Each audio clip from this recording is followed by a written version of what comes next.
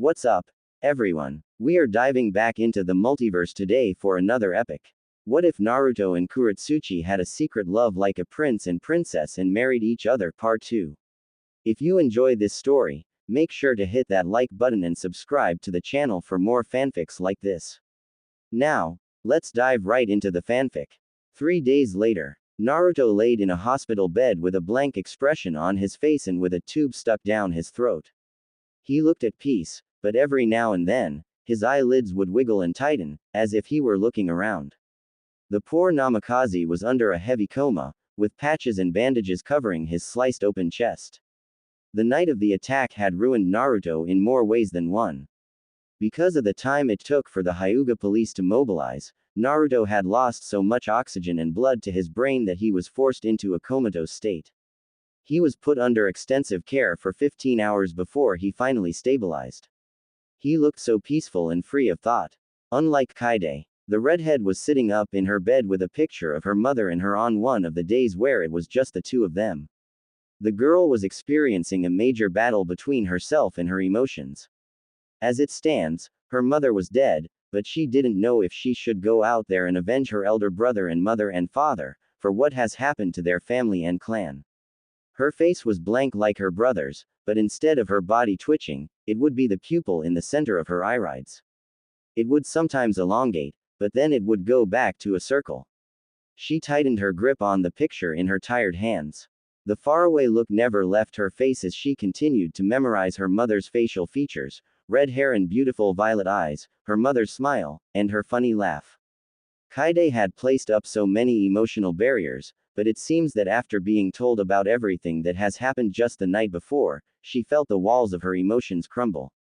Then the image of her mother's attacker flashed into her mind. The giant Jinchuriki of Iwa, the Joki no Oji. Kaide furrowed her eyebrows and narrowed her eyes. His red armor and sword, stained with her mother's own blood. The glass began to crack on the picture frame. Kaide heard the crack and shut her eyes to calm down. Kaide sighed and turned over to place her picture on the bedside table, before lying down to drift off back to sleep. With Minato, the yellow flash of Konoha, the man revered as the fastest man on earth, the most powerful man on earth, a god amongst shinobi, but after the events of the night before, the young leader was distraught by the turn of events, and felt a great animosity for Iwa. He gripped his kunai so tight, that it was threatening to break and shatter. He glared at the Iwa Hitai-8 sitting on his desk. He had half of a mind to go to Iwa and slaughter everyone using the Hiraishin, but he knew that wouldn't be what Kushina would have wanted. He growled in exasperation and lodged the kunai into the desk before collapsing onto the Hokage office seat. He took a deep breath and thought about his children. Naruto was in a near-death state, but Kaide was rendered unconscious, but thanks to his and his wife's efforts, Mito and Arashi were able to make it out, unscathed. Good thing the children weren't able to drink the alcohol. Minato pinched his brow to calm his raging emotions. He looked up with tears building up in his eyes. He channeled chakra and flashed from the Hokage's office. At the hospital, Minato flashed into Naruto's room with a distraught look on his face. He looked down at his son as tears burst from his eyes. He looked down at the sleeping boy on the bed, but he wasn't able to get to the golden-haired boy. Minato took Naruto's hand and gripped it tightly while saying a silent prayer. He looked over to see his daughter crying in her bed right behind him. The man spun in his chair and took her right hand into his left and tightened his grip on his two children. His body shook as tears cascaded down his face. He was supposed to be the most powerful man in the world. He can save millions, but he can't even save his own family and close friends. Minato took a shaky breath as his emotions were thrown into haywire. His sobbing degraded and became a hysterical wail. All throughout this he was tightening his hold on his children's hands, not wanting to let them go. In Naruto's mindscape, Kuro-chan, Naruto's heart wrenched. How could you? His mind kept replaying the death of Ino, the sick emotion that Kuro displayed as she jammed the sword into his wife's side. He watched as blood poured from Ino's mouth and splayed across the floor below her. How could she? Naruto asked as tears began to trickle down his face. Naruto, Kurama said softly. You need to wake up and get around the village, this isn't healthy for you. I know that, Naruto shouted as tears cascaded down his whiskered cheeks. I just Want to know why Kuro would do such a thing? She's from Iowa Kit. Kurama shouted back. They are nothing but hard-headed, conniving, liars, that only have friendships if there's something to gain from it. I'm sorry to tell you this, Kit, but you have been played for a fool by the Yugenheim. Naruto sighed, knowing that the great fox was right after all. Naruto didn't reply and just looked away. He just couldn't understand why she'd do this.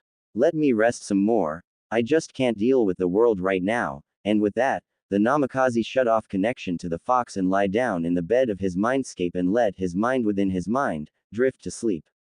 Outside, Kaide glared at the floor in front of her.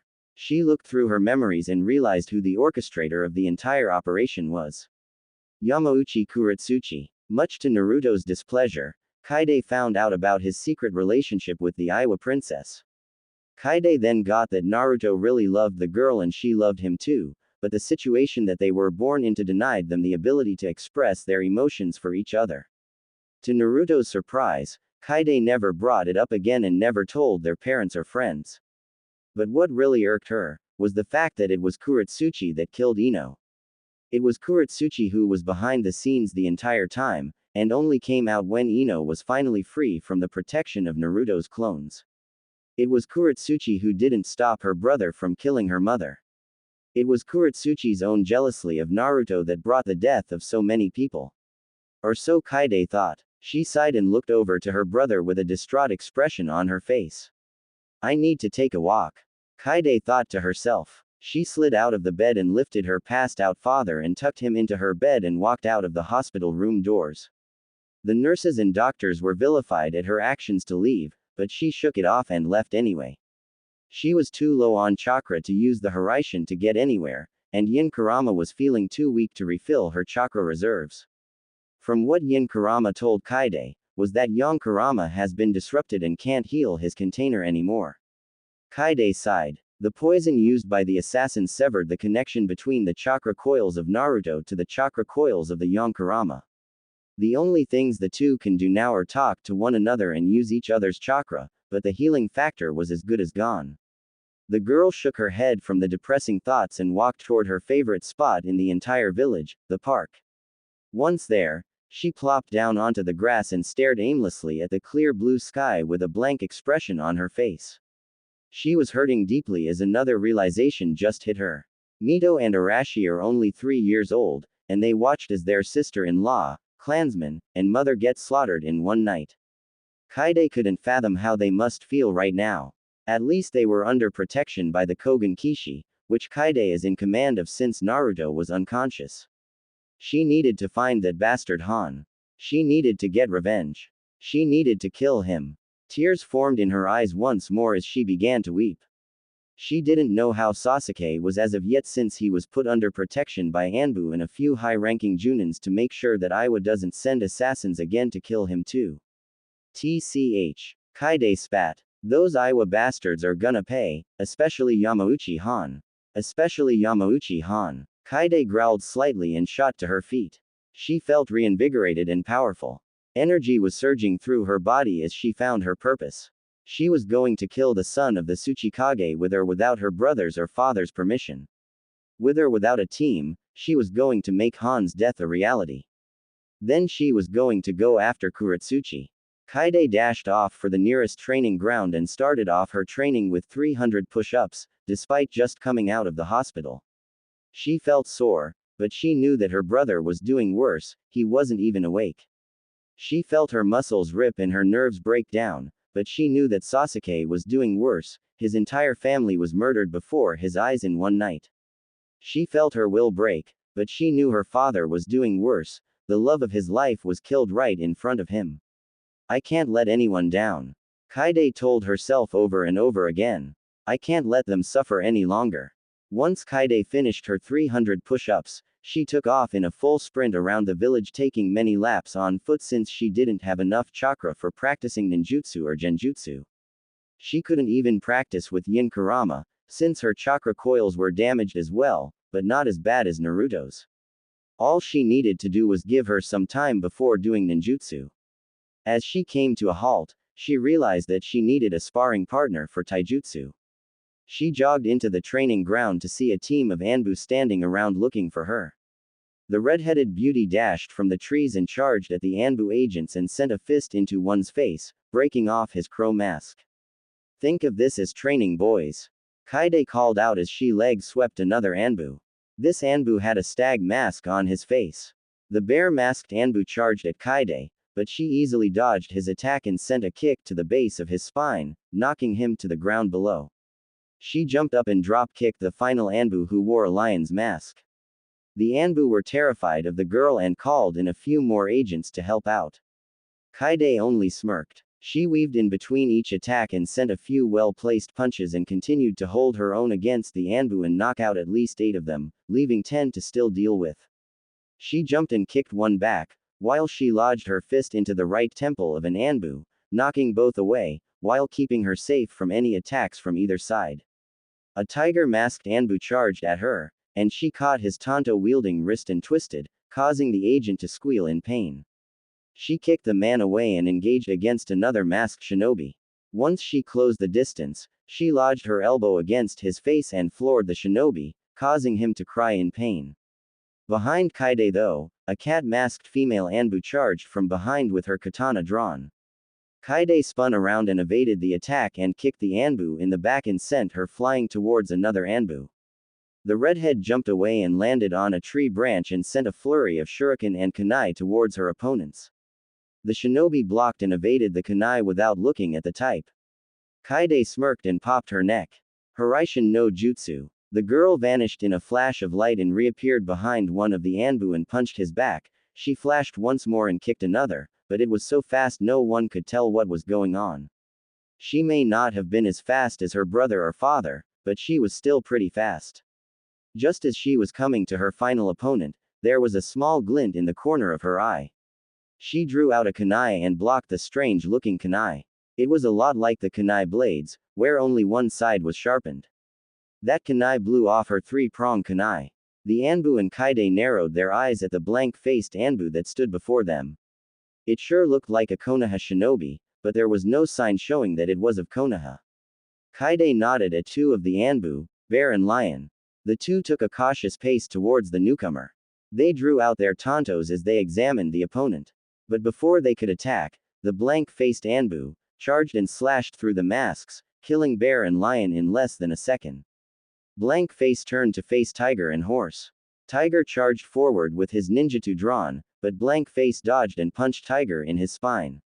Horse sped through hand seals, and sent off a grand fireball towards the newcomer. Just as the fireball came within a few centimeters, Blank Face popped into a puff of smoke and replaced himself with a log.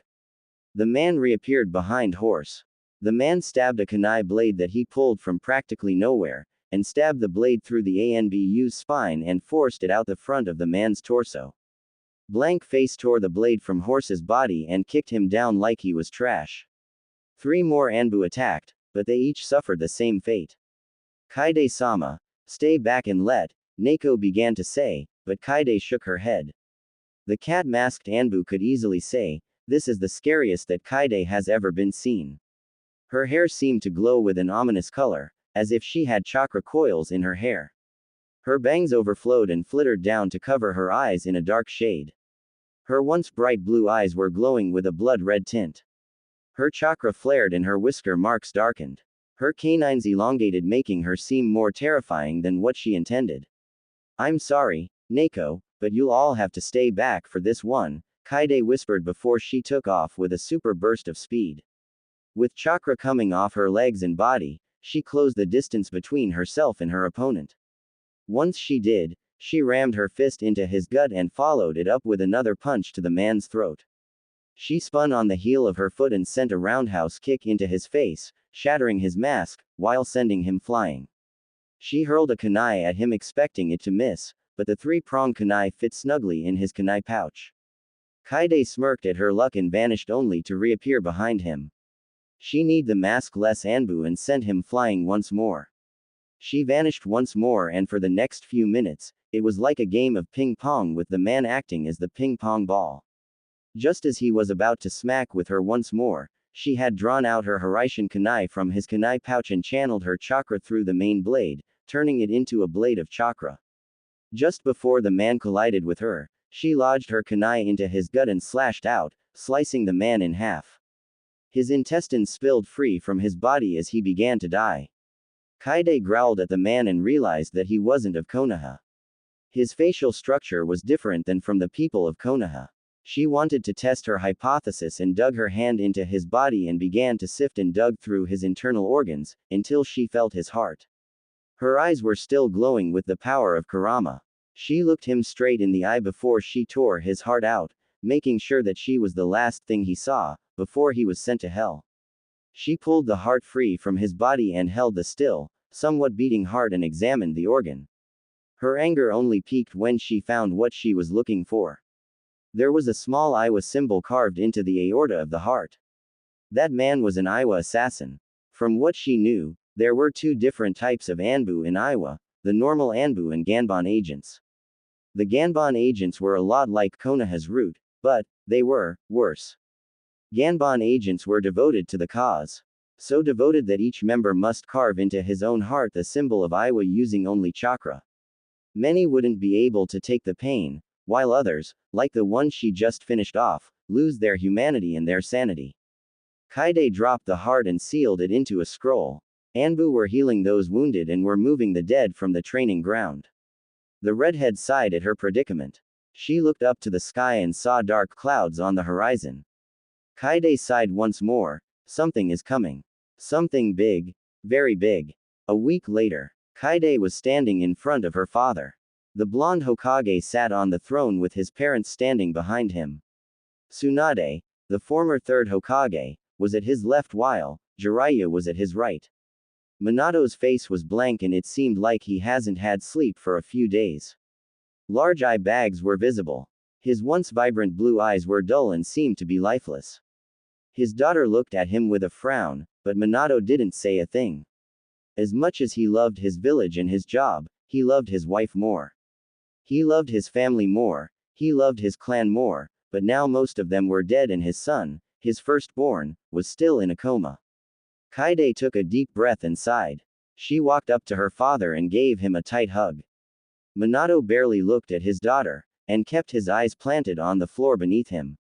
The girl relinquished her hold on her father and turned away and headed for the front door. Once out, she headed towards the mission assignment office at the Shinobi Administration building and went to the Junin commander. The commander in charge for the day was Nara Shikaku. Shikaku-san, Kaide said as she entered the assignment room.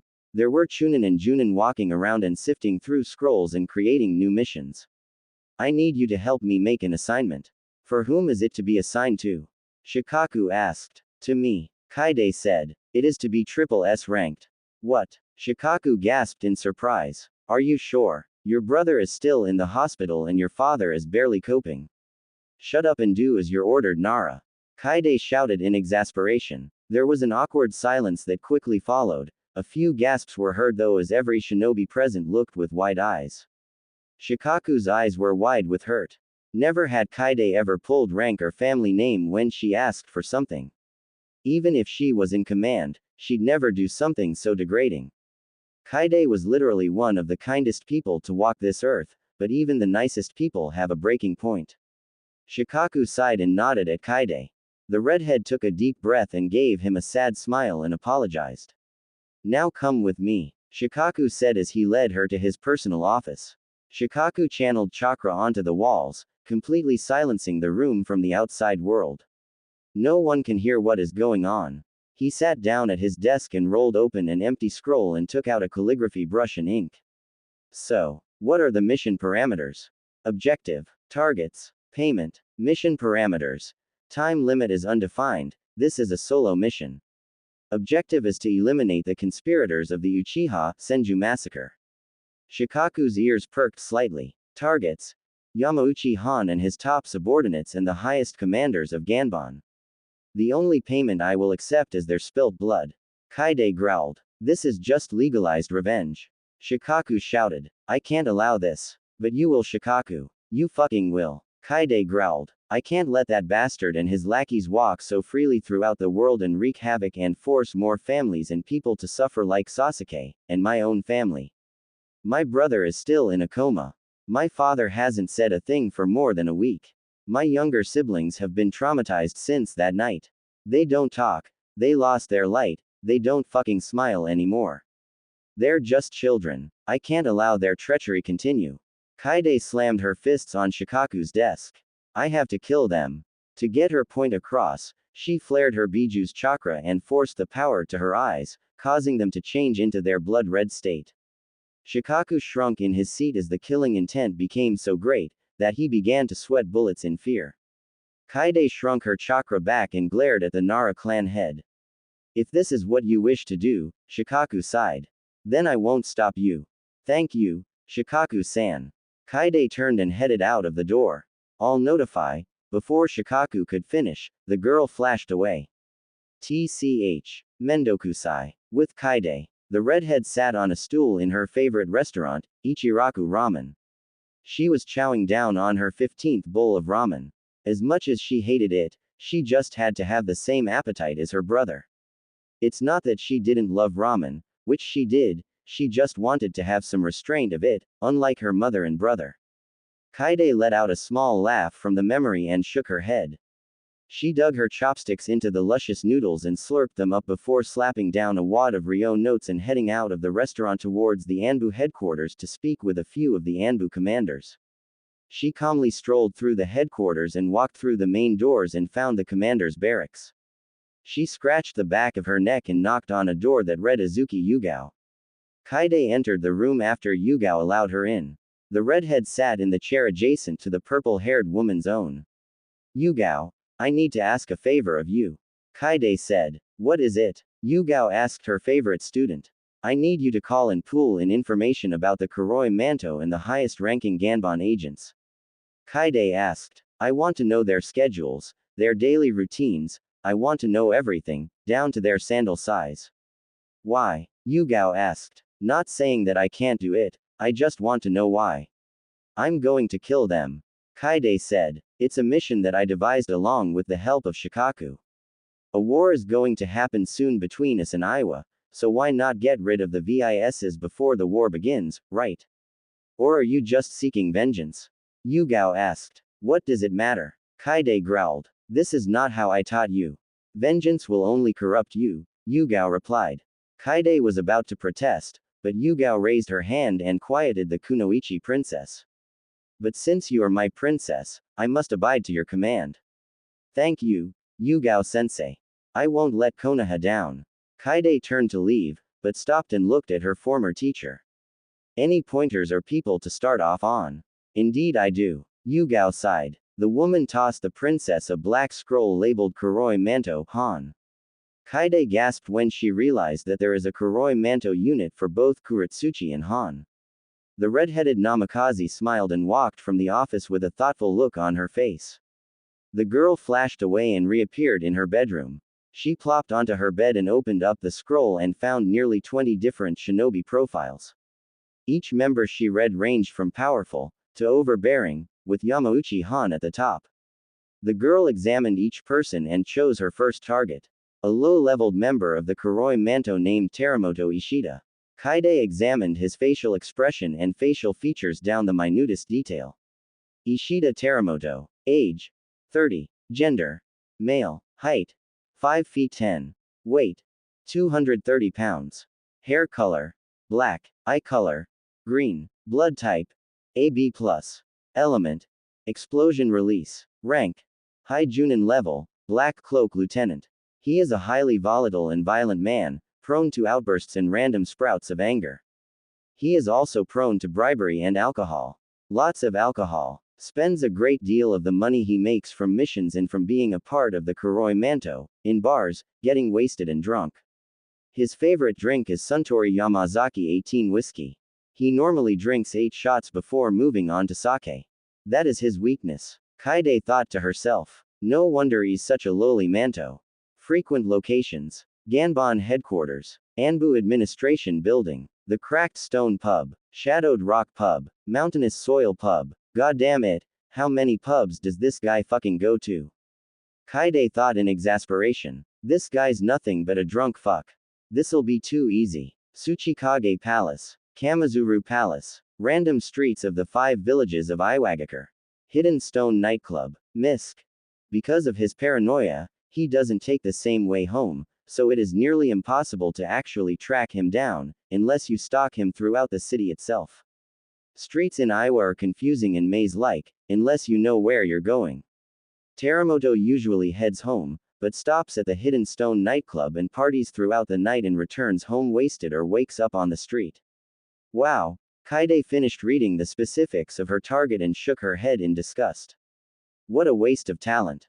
3 weeks later, Kaide left the village after bidding her unresponsive father and kissing her comatose brother on the forehead goodbye for the time being. Minato didn't know about the true specifics of the mission, but since he didn't talk much anymore, he didn't really express the need for information. Her younger siblings, Mito and Arashi, were waving her goodbye with their sensei Orochimaru. The elder sister walked away and slowly broke into a steady sprint. She jumped high and took to the trees with a bit of chakra in each step. The girl flew farther and farther, closing the distance between Konoha and Iwa a lot faster than what it could normally take. Once she felt that she was a sufficient distance away, she slowed her speed and took in the sights of Hai no Kuni. In the distance, great mountains towered over the blue hue of a horizon. Green trees and great wondrousness of nature surrounded her. She watched as Monkey jumped with her through the trees and on branches. She dipped underneath a low branch and grabbed onto it and swung around before shooting forward using her current momentum to her advantage. When she landed though, she landed in a feeding frenzy. Wolves were gorging on a dying stag. The stag was alone, but it tried to fight back. Kaide sneered and charged forward, with her katana drawn. With one great swoop, the alpha was decapitated. The other wolves quickly ran off into the forest. Kaide looked down at the dying stag and frowned. The poor thing tried to stand, but it gave her a look that said, "Leave me be." Kaide couldn't let the poor animal die in pain, so she took her weapon and jammed it into the stag's skull, putting it out of its misery. She then realized that the stag could be used for food later on, so she sealed up the corpse in a scroll and took off through the forest once more. She dodged falling leaves and breaking branches, flying birds, and met up with the occasional shinobi team going about on CA-ranked missions. She dashed through the land of fire at a good pace and was already close to the border with still an hour of daylight remaining before she entered Aim no Kuni, the border nation between Tsuchi no Kuni and Hai no Kuni. She came to a grinding halt and started setting up in the forest. Her tent was put up by a shadow clone while 2 other shadow clones went off for firewood and to gather extra food. All of this while Kaide sat down to meditate and practice her poisons and summoning contract with both the snakes and toads. Much to everyone's surprise, the girl had taken a liking to snakes because of their versatility and ability to secrete various venoms and poisons. The same could be said about the toads. She was now testing which poison would be more suited for Teramoto. The whiskey could dilute and kill off the venom and poison, so she had to be careful and choose her style of kill very carefully. She could also always just go with the traditional tag and snag approach. She then snapped her fingers and smiled at her revelation. All she had to do now was get information of where the bastard is. After eating a nice dinner of rice and stag meat, she was now lying in her sleeping bag in her tent while holding a picture of just her mother and her brother. The 2 of them seemed so alike, minus the obvious differences. Naruto had his mother's eyes and face and even her attitude, while Kaide got her mother's hair and the rest is her father's. She traced her fingers over the picture and said a soft prayer and made a quiet promise to her brother and mother that she'd get revenge. She'll avenge the entire massacre by herself if she has to. Good night, mother. Good night, Ni-san. I love you guys. Kaide yawned before drifting off to sleep with a team of shadow clones standing guard outside of her tent. Kaide awoke from a wonderful dream where her mother was still alive and her brother was awake to join her on her mission. Her life seemed brighter and more vibrant. She looked around to only be disappointed at the fact that it was all just a dream. Her heart wrenched at the feeling of knowing that it was really how it was going to be. Suddenly, from out of the blue, a messenger hawk swooped down the forest canopy and glided into Kaide's tent and perched itself onto her shoulder. Attached to its leg was a small scroll with the symbol of Konoha's Anbu. Kaide quickly detached the message and unraveled the scroll. With her bright blue eyes scanning over the message, a bright smile spread across her face. He's near. Kaide smiled. In Omegakure, a safe haven for missing ninja, foreign shinobi, criminals, or just all-round douchebags. Omegakure was home to anyone, especially the great string of nightclubs and strip clubs. Such as the famous Hidden Stone nightclub for resting Iowa shinobi, or rich Iowa shinobi, such as those that are a part of the Kuroi Manto. On this specific night in Omegakure, the people were holding a major celebration on the streets. A large indoor festival was taking place. People were drinking and partying and enjoying their time, especially one super buzzed Iowa shinobi with a black breastplate. On top of the Brea's plate was a bright metal plate that had the Iowa symbol etched deeply to show off his pride. On his back was a large cleaver sword. In his right hand was a bottle of whiskey, in his other hand was a bottle of tequila. In his arms was a beautiful brunette and a beautiful blonde. Both girls were voluptuous and downright sexy, but they were also prostitutes. The man had a slight wobble to each step he took. His head drooped and shook as he walked farther and farther. Not only was he losing his concentration, but the hookers were also stealing his money. Kaide was hanged as a busty brunette hostess and smirked at the man's carelessness and walked over to the hookers and slapped their hands away from his pockets. The prostitutes looked at the woman in anger and nearly had an outburst, until Teramoto himself told the prostitutes off. He looked at Kaide with a small lecherous smirk. "Can I get you a seat, sir?" Kaide asked with a small smile. She was dressed in a very revealing outfit that was required for the hostesses and waitresses of the club. Open shirts that revealed a little too much for comfort and very short shorts that seemed to accentuate her as a bit much. Teramoto had a small trail of drool coming from his drunken mouth. She placed a hand on his shoulder. Not that anyone would notice since his clothes were so black, but Kaide had subtly placed a Harishan seal on his shoulder. She carefully sat the man down into a stool and pulled out a shot glass for the man. "Fun night, huh?" Kaide asked. "You have no idea, baby," Teramoto slurred. "How about me and you have some of our own fun, back at my place?" The man reached forward and groped her right braces, causing Kaide to gasp in surprise. She blushed not from being aroused, but from embarrassment, not that Teramoto would tell. Kaide quickly slapped his hand away with a playful smirk. "Play along, get him alone, get the information." Kaide put on her nicest smile and gave him a playful look. "Maybe we should. Thank you for the drinks, lovely lady." Teramoto sounded like he had just sobered up. "Here's my address." The man then took off with the speed of light in his feet. Kaide looked dumbfounded but shook it off and headed out of the festival and into the rain. There were hundreds of people just walking about and through the rain and continuing their daily business. She found a secluded alleyway and her eye shined to Teramoto's position and stayed a few meters away. She dispelled the henge to reveal a beautiful redhead with the same bust but with gray armor over her clothes. She followed her target with silence and precision. She looked back into her memories and found that this was the address that Teramoto had written down onto the paper. It was a large penthouse with Iowa shinobi posted at all entrances and exits. There were 4 at the front door, and at the least 10 on the roof. At random intervals in the windows, there would be an Iowa infantryman waiting and watching the street below. "It seems that this is going to be easier than I thought." Kaide smiled. She walked away and disappeared into the crowds of people before Teramoto could notice her chakra signature. But once he did, it was too late. The girl was already gone. At her hotel, Kaide her eye shined to her hotel room and looked at the wall that was adorned with pictures.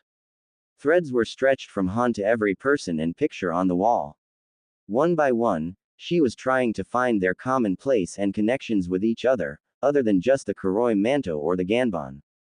The grand prize was Han, which would lead to the grandest of all prizes, Kurotsuchi. Kaide walked over to the wall and examined each persona and looked through their files and accolades. She sifted through their personal lives and family members. She had done a great deal of research, and all she had so far was Teramoto, the lowest member of the Kuroi Manto. As it was, she was still at least 20 targets to go, until she got to Han. She sighed in exasperation and plopped onto her bed and flipped out a picture of her mother and brother. Their smiling faces were there looking at her and they seemed to be wishing her luck. She missed her brother's voice, she missed her mother's laugh. She wasn't going to let this go, even if somehow she gave up on her vendetta, she will never forget what they had taken from her. Kurotsuchi fucking loved him, Kaide growled.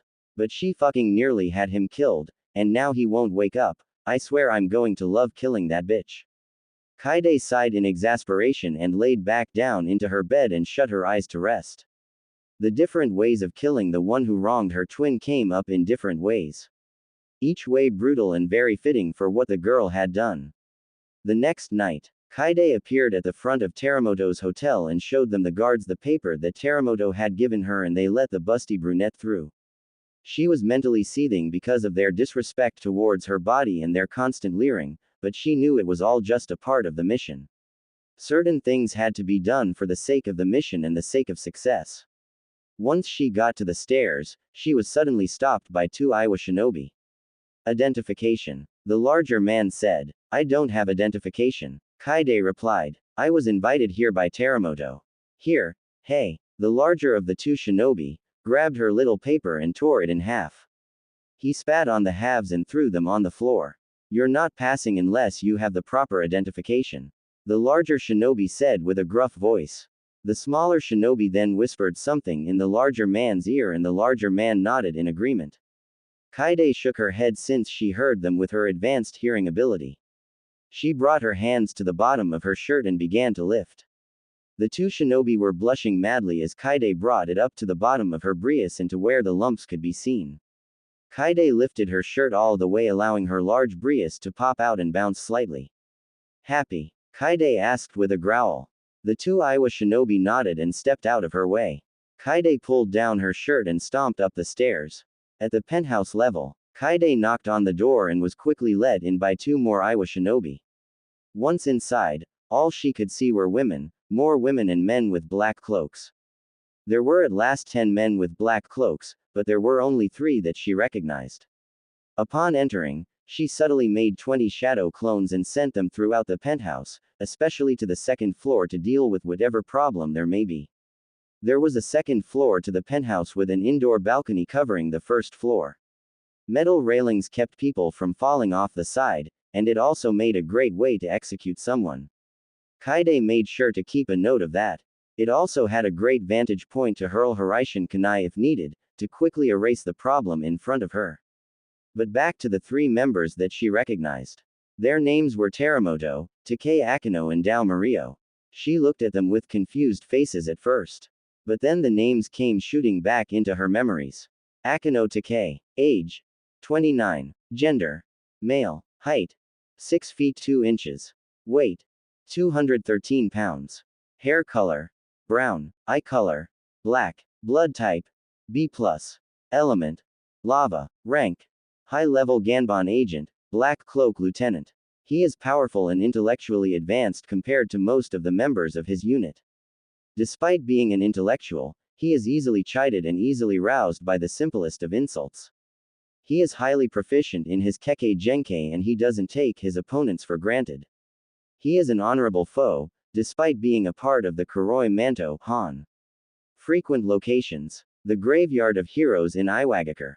The Tsuchikage Palace. Anbu Ganbon Headquarters. Ganbon Administration Building. Training Ground 15 of Iwagakure, aka the Rock Rain Lands. Hidden Stone Nightclub. Mario Dao. Age. 19. Gender. Male. Height. 6 feet 1 inch. Weight.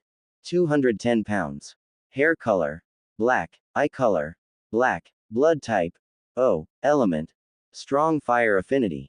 Rank. High Junin level. Black Cloak Lieutenant. Not much is known, except that he is extremely powerful with fire release techniques. He is fast and quick and can speed through fire jutsu with no time at all. He is also one of the youngest members of the Kuroi Manto. Frequent places. Anywhere Akino and Teramoto go. So, this is where it begins, huh? Kaide took a deep breath and continued on, receiving stares and weird looks from the people present. I could always back out. No. Kurama shouted from within. You have gone too far to back out. Just remember, once you've started, there's no turning back, Kaide replied. It's time to start my path, this is what has to be done, right? The girl asked rhetorically. Hey, I see you've made it. Teramoto walked up to Kaide and wrapped his arm around her shoulder. The thing that bothered her was that his hand was a little too wandering. Some of the black cloaks were looking at her with interested expressions, while others marveled at her beauty. I was wondering if you were going to make it or not. You know, the rain can get pretty hectic. Yeah, I've lived here my whole life, you know. Kaide replied as she plopped down onto one of the leather seats. So what brings you here? Just taking a vacation is all. Teramoto replied with a smirk. Just finished a mission with my two comrades, Takei and Dao. Come over here, guys. What is it, Teru? Takei asked as he sat down with a whiskey bottle in his hand. Dao followed suit and sat on the other side of Teramoto. The boy examined Kaide with a confused and calculating look as if he was questioning what he was looking at. He narrowed his eyes and looked away from Kaide. Fuck. I think he saw through my genjutsu and seals. Kaide thought in horror. I guess I'll have to go to plan B. Well then, beautiful. Teru started. What drink? Kaide suddenly grabbed Teramoto by his head and smashed his face into the glass table in front of him and crashed his head through the top, embedding small shards of glass into his head. Dao jumped back and sent a few blasts of fire that Kaide easily blocked and slapped away. She charged for the two men and slapped them across the face, while implanting invisible Hiraishin seals on their cheeks. Women were screaming and running out of the penthouse while shinobi and black cloaks were walking about with their weapons drawn. They glared at her as Takei and Dao joined up with the rest of the security detail. I'm here for 3 people. Teramoto, Takei and Dao. Kaide said with a powerful voice. The rest of you can leave and I won't bother you. She doesn't even know who we are. One of the Iowa shinobi laughed. We're the Kuroi Manto, the personal army of Yamauchi Han, the Grand Prince of Iowa, blah, blah, blah. Kaide smirked. Many Iowa shinobi growled at the blatant show of disrespect. Listen, hun, do I look like I give a damn? Before they could reply, she vanished in a flash of light and punched Takei and Dao at the same time within the same second. It looked like there were 2 attackers. It happened so fast that many of the black cloaks shivered in fear of what was to come. Kaide quickly grabbed her targets and threw them towards the unconscious Teramoto and caused the 3 of them to pile up on each other. What no one noticed was the ceiling scroll beneath them. Kaide sent them a small smile and dispelled her genjutsu just as the 3 high-ranking lieutenants were sealed within the scroll. The scroll suddenly rolled itself back up and beneath the scroll was a Hiraishin kunai attached to Kaide through chakra strings. With a quick flash of hand seals, the scroll was suddenly wrapped in seal matrices, and was soused into the kunai. Aye, it's the aka Heim. One of the Kuroi Manto minions shouted in fear. She's out for revenge. Oh, indeed I am. Kaide sneered. She raised her hand and suddenly 10 Kuroi Manto members were slung over the 2nd floor with rope tied around their necks. The 10 in front of her were horrified but they turned to head in the other direction, but 10 more Kuroi Manto members fell down with rope tightly wrapped around their necks. It's time to die. This is when things get really dark. So you have been warned. You may skip if you wish. 10 minutes later, Kaide's hotel room. She flashed into the room with a scroll with tools sealed within it. The scroll had a Phillips head and flathead screwdriver, a chakra-fed drill, pliers, jumper cables, a hammer and some rusty nails, a cheese grater, a spiked mallet, a thick towel, a washboard, some sandpaper, 3 chairs, a bench and buckets. She turned on the lights and headed off to the main room of the hotel, happy that she got the biggest room they had. There were 5 rooms, each one was empty if you wanted it to be. She was pretty happy that she put silencing seals all over the hotel room. She didn't want the authorities to know of what she was about to do. She was going to have a field day, good thing she picked up a lot by learning from Anko and Ibiki at the T&I division of Konoha. She felt her heartbeat knowing that it was going to be her first step to the ultimate goal.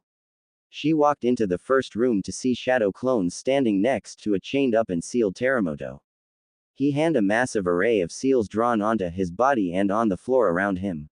He couldn't talk but he sure was going to be able to scream.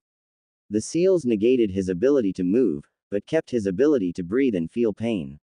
The clones grabbed the man to his feet. Small pieces of glass were still embedded in his skin with large trails of blood flowing from his forehead down to his jawline. His breaths were hard and low. He was too afraid to look at Kaide for fear of what she would do. In her hands were a hammer and a few rusty nails. His heartbeat rose when he saw the whisker marks and the electric blue eyes glaring into his soul. He knew who it was. He was the one who knocked her out. How could he forget the powerful red hair that she had? Namikaze Kaide, Teramoto grunted. So you can talk now. Kaide said as she began to pace slowly.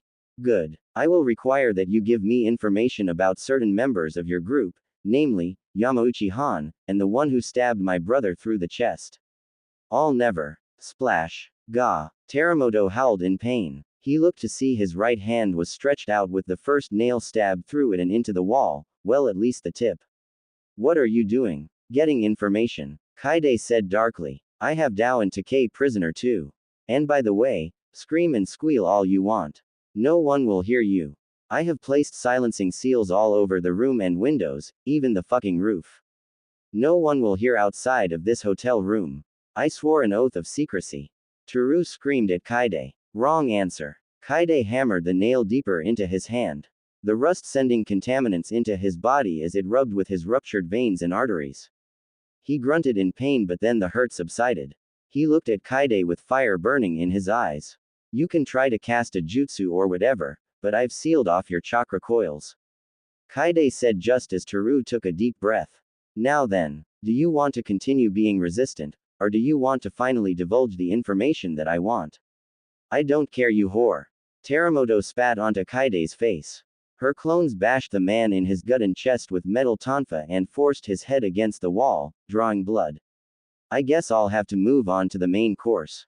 Kaide sighed in disappointment. She took out the Phillips screwdriver and took out a few screws and put one to the man's open palm. He started struggling as tears formed in his eyes. The clones were holding his head up as he struggled to keep his palm closed. The other clone was forcing his fingers open while Kaide imbued chakra into the screw. Another shadow clone was formed and punched Teramoto in his lower abdomen, causing him to weaken his grip. His hand opened up and Kaide rammed the screw into his palm and began to turn the bolt into his skin. Skin was torn and deformed and twisted as she herself twisted his wrist with each rotation of the screwdriver. Toru howled in pain but still deigned from saying anything. Blood was pouring from his hands and from his mouth. One of her clones lifted the man's head up and bashed it into the wall once more. This time, his scalp was pressed against the wall with his neck showing. Kaide took her longest nail and put it against his Adam's apple and held the head of the hammer against the nail head. Now, this is your last chance. One of her clones said. You were wrong to think that you're worth something to the Kuroi Manto. Another growled. You're expendable. I've read up on your history and personal life. The last clone spoke in a condescending tone. You have lived a worthless and immoral life. You are a textbook definition of a waste of talent and space, so do yourself a favor and give us the information we want. Never, bitch. Kaide shook her head in disgust with his reply. I gave you a chance. The girl raised her hand and rammed the entire nail into his throat and into the wall, nailing his body to the wall of the room. His eyes were wide as blood began to clog up his trachea and esophagus. Blood poured from his mouth like a waterfall and dripped onto the floor beneath him.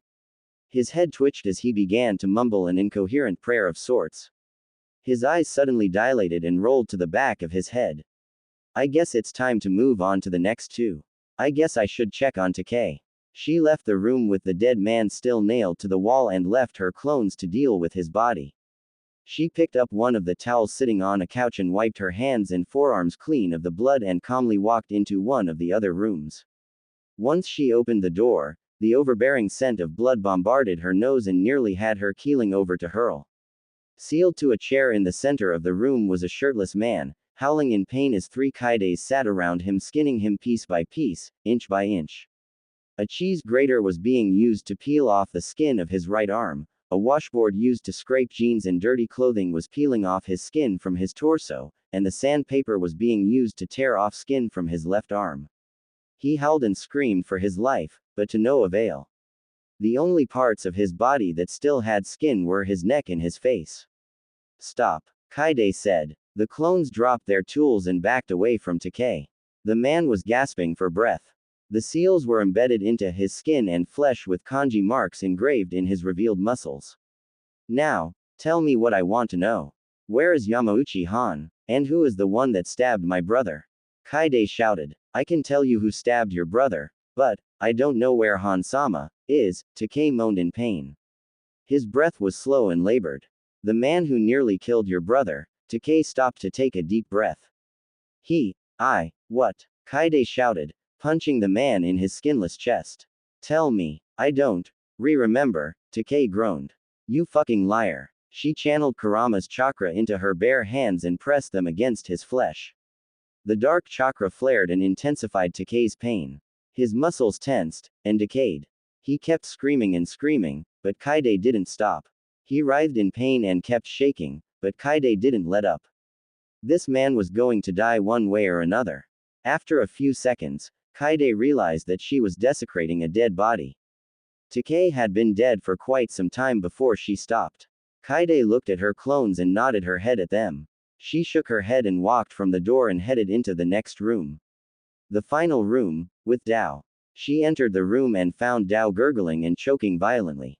A towel was held onto his face by a shadow clone, while another slowly poured water onto the man, choking and practically drowning him. His body twitched and writhed under the pressure of the torture, but he couldn't express his pain. He screamed, but every time he opened his mouth, water would force its way down his nose and throat and into his trachea. Stop, Kaide said once more as she entered the room. The clones backed away and removed the towel from his face and threw it on the floor and pulled the boy from the bench and tied him to a metal chair with the jumper cables. 2 more clones went to the wall and blew a hole into it and used the pliers to tear open the wiring of the room and rewired it to act as an electric chair. Who stabbed my brother? And where is Yamauchi Han? Kaide slammed her palms onto the arms of the metal chair. I don't know where he is. Dao screamed. Kaide was taken aback by his quick response. We each went our different ways after the operation went down. Kurotsuchi-sama made it home, but it seems that Han and the rest of the manto under his control are on the run or in hiding. I see, Kaide replied. Now, do you know who nearly killed my brother? Yes, Dao replied. Please, I don't want to die. Tears formed in his eyes as he begged for life. I was forced into the manto because of my talent. I want to live, please. Then go on. Tell me about this man. Kaide said as she sat down on a plastic chair in front of Dao. Disturbing part over. His name, Dao looked nervous. Yamanaka Inoichi. Silence. Kaide's jaw dropped at the information. She didn't know if she was to believe it, or to disregard it, but it must have been for a reason. No one would place the blame on a noble clan head of Konoha, and family friend for no reason at all. Kaide growled deeply and narrowed her eyes at Dao, before grabbing the spiked mallet and ramming it across his face, tearing open his cheek revealing busted molars and canines. Dao's tears finally fell as he looked at Kaide with fear. Please, he begged. I'm telling the truth. Kaide shook her head in disgust but sat back down onto her chair and looked Dao in the eyes. Now, to Han's top captains, Okano Tetsui, Manabu Aige and Uemura Soichiro. Where are they? They are bound to know about Han's location. Kaide said, taking slow and deep breaths. I don't know either, Dao whimpered. Please, I'm just a lowly lieutenant. But I do know someone who might know of their location. Then stop wasting my time. Kaide shouted as she bashed his chest with the mallet. Start off with Tetsui Taiko's main subordinate, Ogura Kiyohisa. Dao shouted. Alright, now where do I find him? Kaide asked. She inwardly smiled knowing that she was finally getting some progress. You'll find him at Okushin-jo. Dao replied. But it's one of the most heavily defended fortresses in all of Tsuchi no Kuni. It has a garrison of nearly 500 infantry and 100 shinobi. Well, I am a ninja, Kaide smirked. This is what I've been trained to do, kid. Kaide turned to leave. Her clones had finished the complete rewire of the room and started placing tags all over the hotel room. The living room, the dining room, the bathroom, the 3 torture rooms and Dao's own room. He started shaking uncontrollably. Hey, he cried. Please, don't leave me here. The clones shook their heads and dispersed once they finished their jobs. He watched as Kaide stopped at the door frame. She reached over to the light switch and stopped just before she flicked it on. She began to contemplate her choices and heard his cries for mercy. She could always do that, and start off on a good note with kindness, but then again, he didn't deserve kindness. Who knew how many Uchiha and Senju he murdered?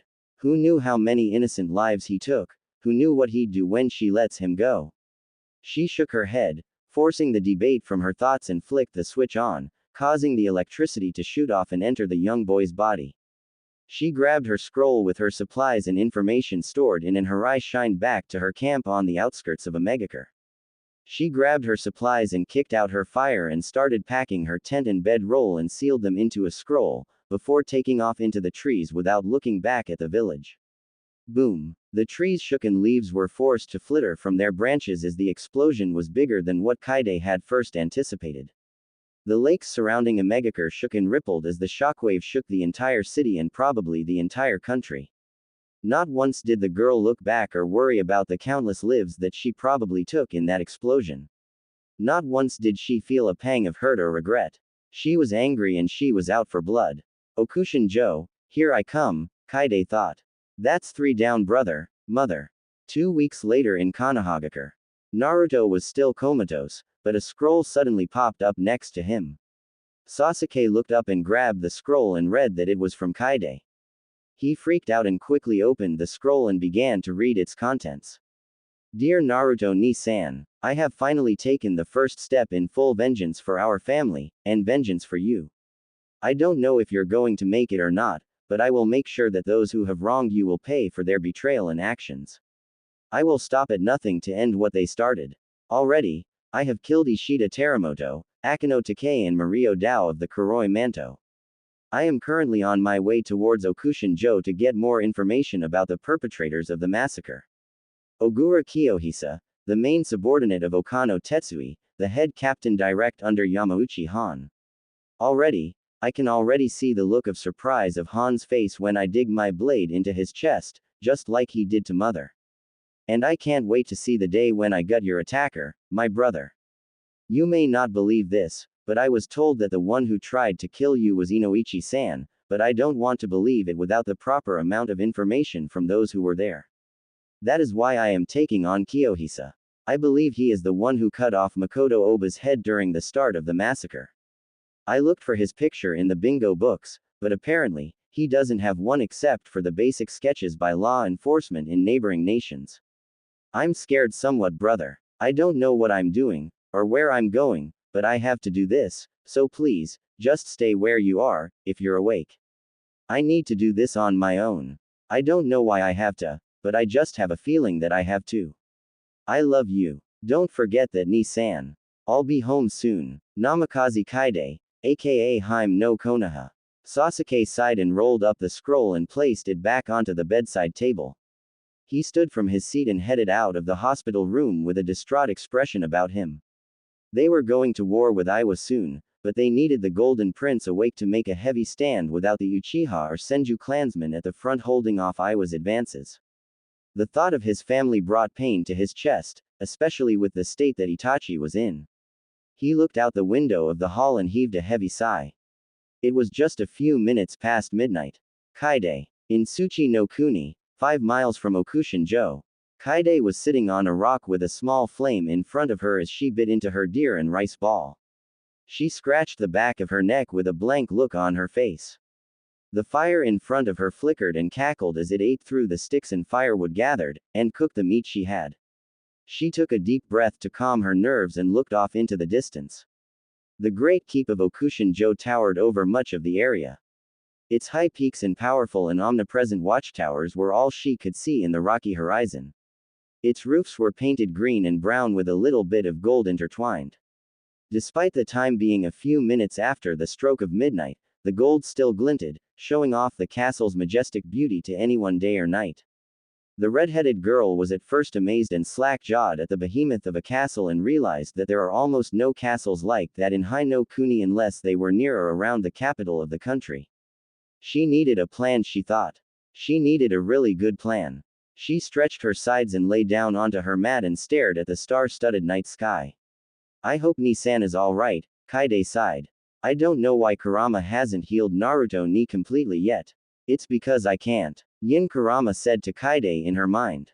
My Yang is doing all he can to heal Naruto, but Naruto's brain is barely coping with the fact that he nearly died and that Kurotsuchi is the one who killed Ino. His brain is purposely staying in a coma. What? Kaide asked. That's what Yang told me. Kurama said before going back to sleep. Damn it, Kaide thought. Time to sleep, I guess. In Taki no Kuni, a young woman was standing in the former battlefield and found that many of the impact craters and lava constructs have been covered in overgrown grass and moss. She was supposed to be on a long-length mission, but she made a pit stop here at a place with so many memories. She traced her hands over the many Hiraishin kunai that have become useless because of the neglect they received for the past few months. She looked to the far side of the clearing and found the last place she and Naruto made love. A dried lava roof was formed over a blanket and some burned-out candles with a few dead roses and flowers in a vase. The entire room was filled with seals hiding it from everyone but Naruto and herself. She looked around and reminisced in the memories that shot into her mind as she took notice of the different things still remaining. She sat down on the blanket that they used to make love on so many times in the past. After everything that has happened, she couldn't help but shed a few tears. For almost 4 years, they were together, and after 4 years, they were going to run away together, but seeing as how everything has happened, that was out of the question. She traced her hands along the lava structure and felt the small engravings of silencing seals and felt the invisibility seals etched into the dry lava. I miss him, Kuro whispered. I don't know what happened to him other than that he was on the ground. I hope he's fine. I wouldn't be so sure, Kuro. A deep but feminine voice sounded from within. I know that you didn't notice, since your rage and jealousy got the better of you, but Naruto-kun was stabbed in the chest. What? Kuro gasped. She felt her heart pang heavily. How could that be? A man with long blonde hair tied in a ponytail under a henge attacked him in the midst of the chaos that ensued. The wolf replied. I don't know who it was, but it was quite peculiar seeing as how Hans Kuroi Manto let him through their lines. That bastard! Kuro shouted in anger. She slammed her fist into the side of the dry lava walls. How could he? Your brother knew all about you and Naruto-kun. The wolf replied once more. I don't know how, but he did, and he didn't like it. So what's going on now? Kuro asked. I believe there is only one way to make sure that Naruto-kun is alright. The wolf demon within replied. You're going to have to call Naruto-kun via Hiraishin. What? But I don't have the seal formula, nor do I even have the right anymore. Kuro replied in exasperation as tears formed in the corner of her eyes. After what I did to him and his family. That doesn't matter now. The wolf replied once more. What does is that you must make amends with the boy. Fine, I guess I should go ahead and try to copy the Hiraishin seal. With Kaide, the redhead was once again hanged, but this time she was just some lowly Iowa samurai that she picked off during one of his patrols. She was wearing his armor and his face through a henge, and no one expected her to be there. No one cared to check, so she was green to continue. She walked through the massive wooden gates studded with large metal studs and entered the cobblestone courtyard of the castle.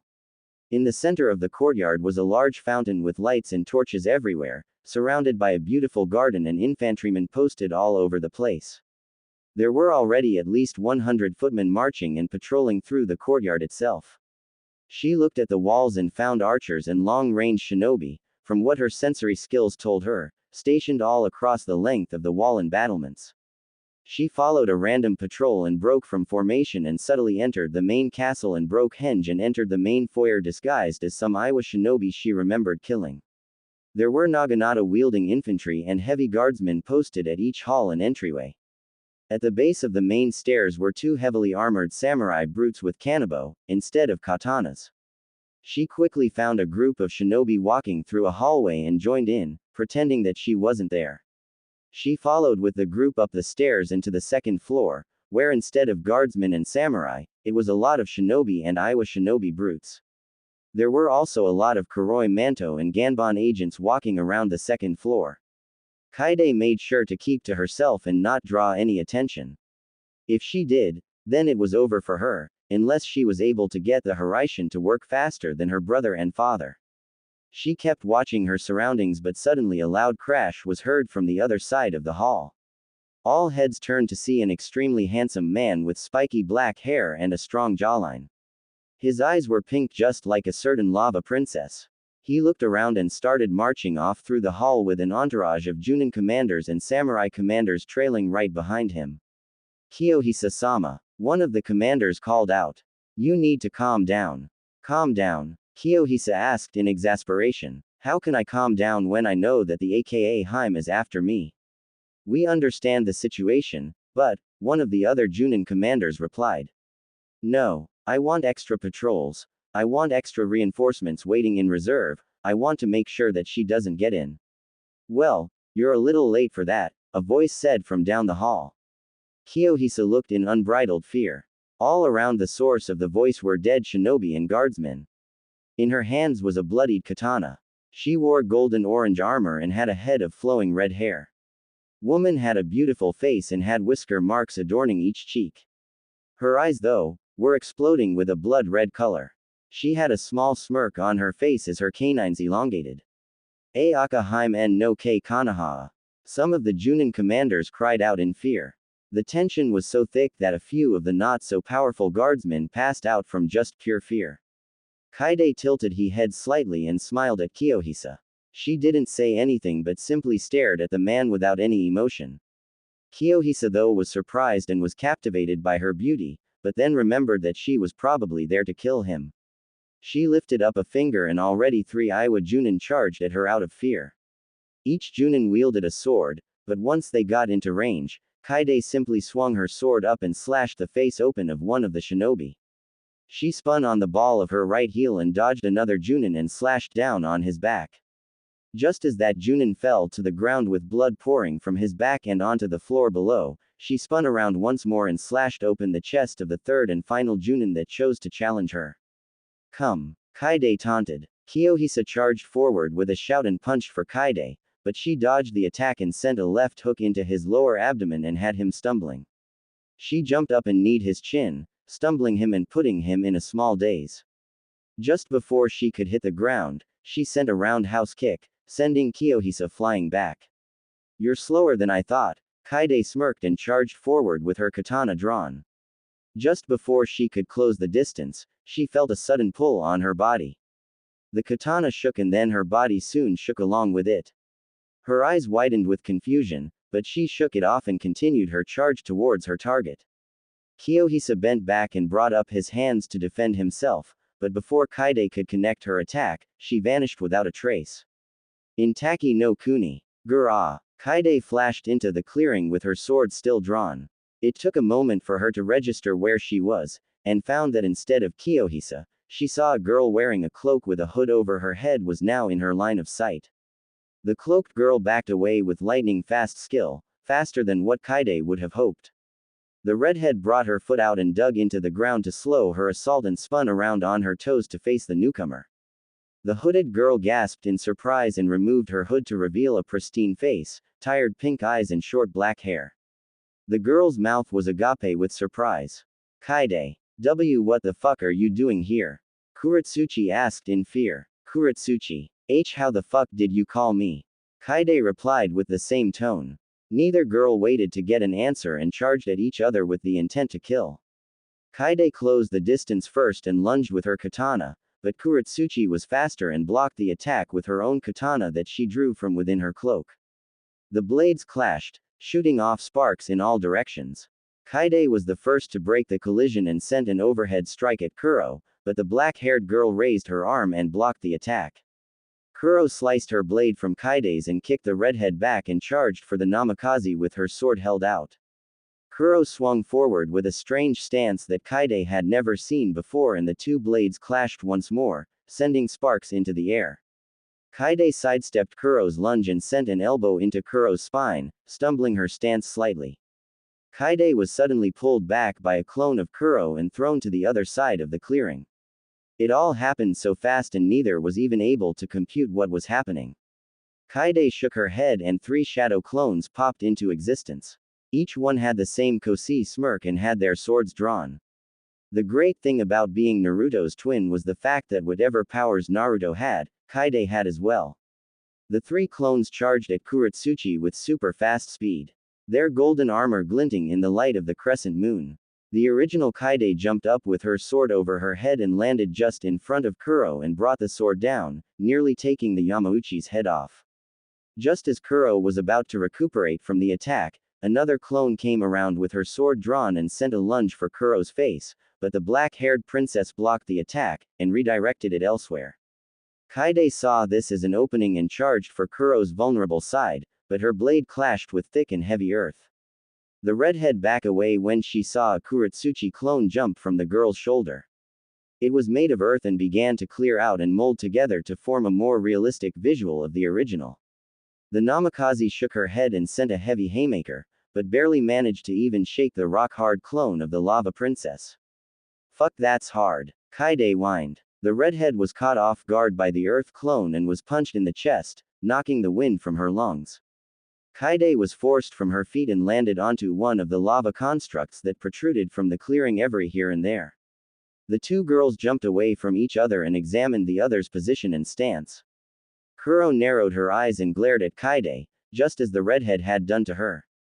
Well then, aka Heim, Kuro taunted. Indeed, Yugen Heim, Kaide replied. I think that was a nice little spar, Kuro said as she plopped down onto the ground. Her arm and chest needed healing. Kaide was no better, but she needed to know something. She charged for Kurotsuchi and pinned her against the wall of one of the dried lava constructs and held her kunai against the black-haired girl's neck.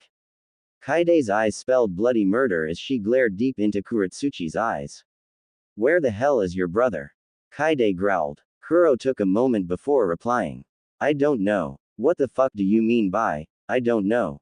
He's your fucking brother. Kaide tightened the pressure of the kunai. What I mean is that, my brother is on the run. Kurotsuchi replied as she slowly pushed the dumbfounded Kaide away from her.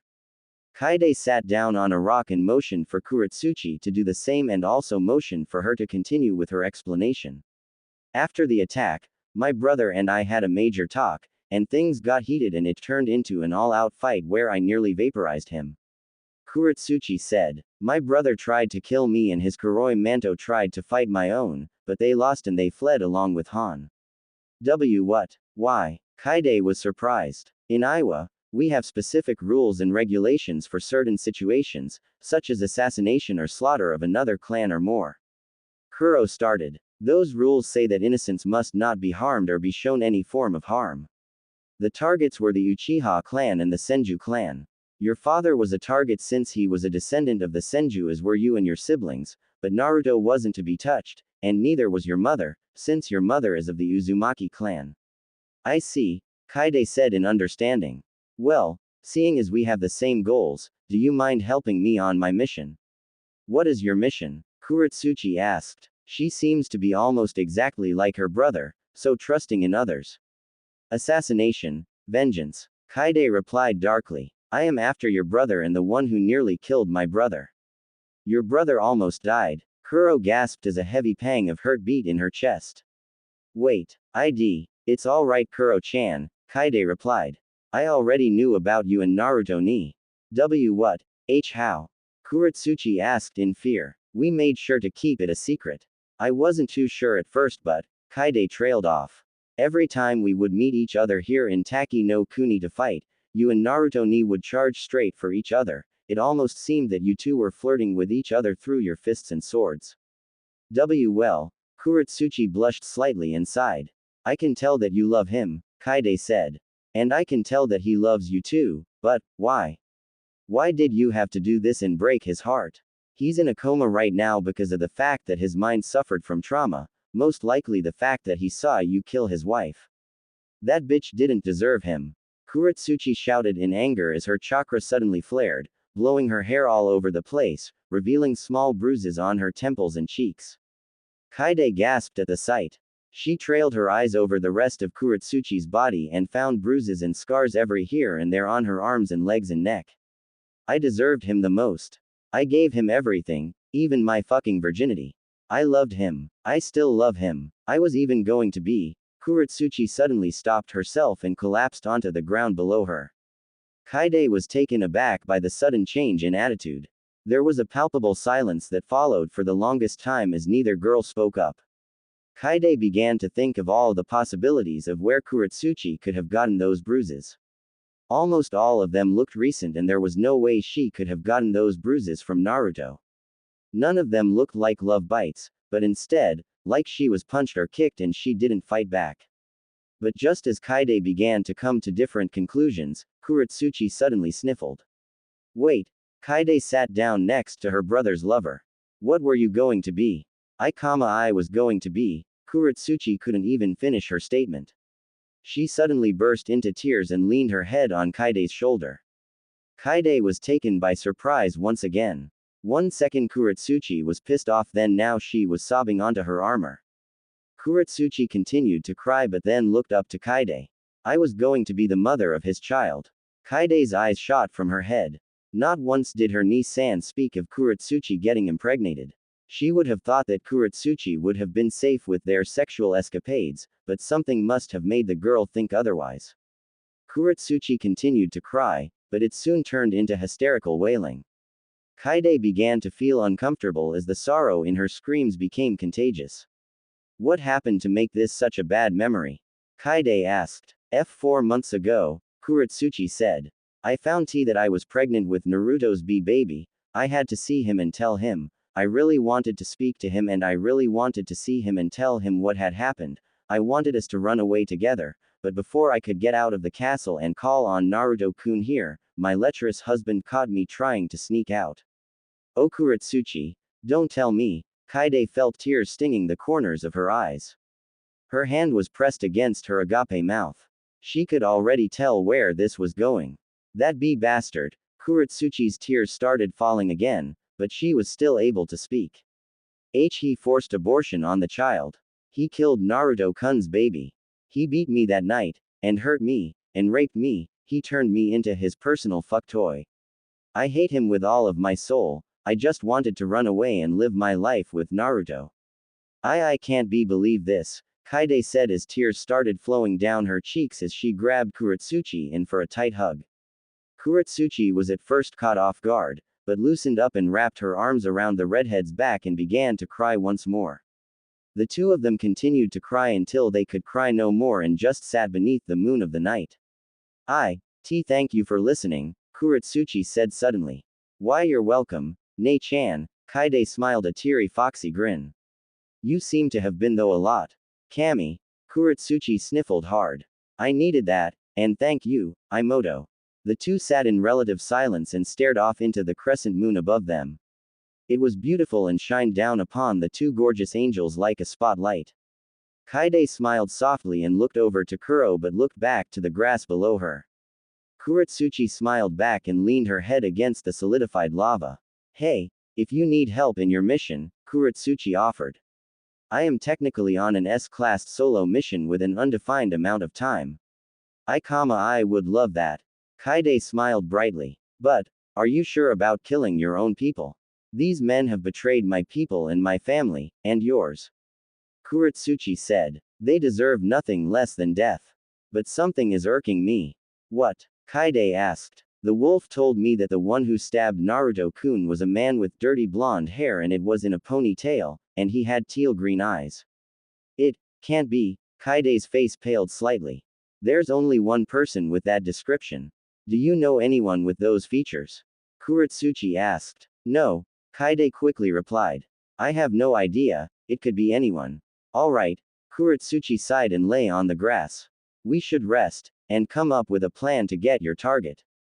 8 hours later, Kurotsuchi awoke to the smell of sizzling meat and cooking ramen. The pink-eyed girl relished in the smell of ramen, especially since it was Naruto's favorite food. She could already feel his presence, but once her vision cleared up she laid her eyes upon a beautiful woman with red flowing hair. She had vibrant, electric blue eyes with whisker marks on her cheeks. She was stirring the food in a cooking spit over a fire. The sun was up and a new day had dawned for the new duo. Kurotsuchi suddenly remembered her encounter with Namikaze Kaide, twin sister of Naruto. Kuro thought about the entire situation and realized that Kaide had taken the information quite well considering the fact that they were supposed to be enemies, especially since a war was imminent. But she was prepared to do what was necessary for her people. The princess pushed herself off the grassy clearing and trudged over to Kaide and plopped down on a rock and grabbed a bowl. Kaide sent a small smile at Kurotsuchi and grabbed her ladle and poured a good amount into Kurotsuchi's bowl before chowing down on her own food. The smell of sizzling meat entered Kuro's and Kaide's noses, causing their stomachs to growl viciously, despite the fact that they were already eating a delicious breakfast. Kaede removed her chopsticks from her noodles and grabbed a small piece of deer meat and flopped it around in her ramen. This is a lot better than what Naruto would cook, Kurotsuchi giggled. You know, he never knew how to cook. Kaede said with a noodle hanging out of the side of her lips. I had to go over with him at least 200 times on how to crack eggs. Really? Kurotsuchi started giggling once more. That's kinda sad for a man of his stature. He can kill hundreds, but he can't crack a simple egg. I know. He's an idiot. Kaede snickered. But, I love him. He's my brother. Better yet, he's my twin, and I wouldn't want him to be anything else other than what he already is. Well said Imoto, Kurotsuchi smiled. So, tell me about your Imoto and Ototo. Well, Mito is a lot like me, but she has blonde hair, whisker marks of course, and the same violet eyes as my mother. She's a hard-headed 3-year-old, but she's so adorable when she sleeps. She always has a small snot bubble form when she sleeps, and her twin brother, Arashi. Kaede said, but Kurotsuchi interrupted. Hold on, twin? Kurotsuchi asked with a questioning look. Yup. Kaede chirped happily. Your mom must have been super fertile then, Kurotsuchi said with wide eyes. Kaede felt a small pang of sadness when Kuro mentioned her mother, but shook it off and giggled. She had me and Naruto when she was 16. Kaede said. Wow, Kurotsuchi said with wide eyes. No wonder she looked amazing, she must have been what, 36 years old? Exactly. Kaede smirked. Anyway, where was I? Oh yes, Arashi. Cute name by the way. Kurotsuchi piped. He has black hair with blood-red strands. Yeah, I don't know either. But he basically has my mother's face, mother's personality, mother's laugh, mother's everything minus the obvious. He is very energetic like his big bro Naruto, but he's also kind of a control freak-ish, well as far as a control freak could get with toddlers. He tried to take my Hiraishin kunai and started throwing them everywhere and started flashing about like some red flash devil. Kaede giggled. From that day, we realized that he was just as much as a prodigy as Naruto and I are. Well then, a clan of Hiraishin users, Kuro downcasted. Just hope that the war won't be too bad and that with Naruto and my help, we can bring peace between our nations. Kaede smiled. Ni-san always spoke of peace and hoped to make a better future without all of this pointless strife. So, does Naruto know about this mission? Kuro asked. Hell no, if he found out, he'd kill me so fast, Kaede sighed. Revenge is taboo in our family. It is something that we must not take under any and all circumstances. He would get so pissed off if he found out what I did to those Kuroi Manto members and Manto fodder back in Omegakure. That was you. Kurotsuchi shouted. The Iowa princess shivered involuntarily and saw Kaede in a whole new light. I swear, I'm going to love hanging out with you. I could say the same with you Nei-chan. Kaede smirked. You're by far the only kunoichi that could match me in an all-out fight with kenjutsu. We didn't even get into ninjutsu. Oh, I would love to fight you with ninjutsu. Kurotsuchi smiled. She shivered in the anticipation of such a fight. I would too, but now, Kaede said getting down to business.